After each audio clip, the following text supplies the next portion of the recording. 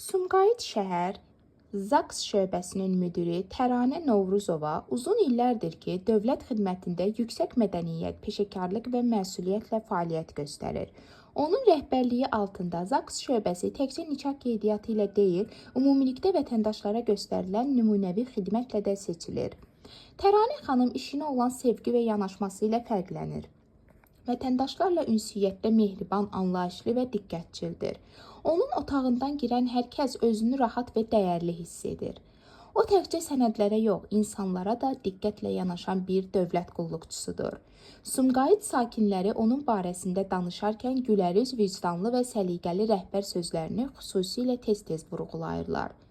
Qurumun fəaliyyətində şəffaflıq, vaxtında xidmət və mədəni münasibət məhz Təranə Novruzovanın rəhbərlik bacarığı və şəxsi keyfiyyətləri sayəsində mümkün olub. Təranə xanım bugün dövlət qulluqçusunun necə olmalı olduğunun canlı nümunəsidir.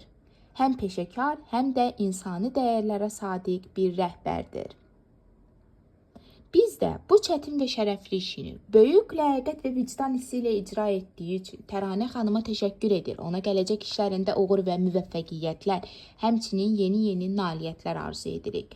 Son olaraq vurğulamaq istəyirik ki, Təranə xanım Ümumilli lider, ulu öndər Heydər Əliyevin anadan olmasının 102-ci il dönümü münasibəti ilə ulu öndərimiz Heydər Əliyevə Allahdan rəhmət diləyir.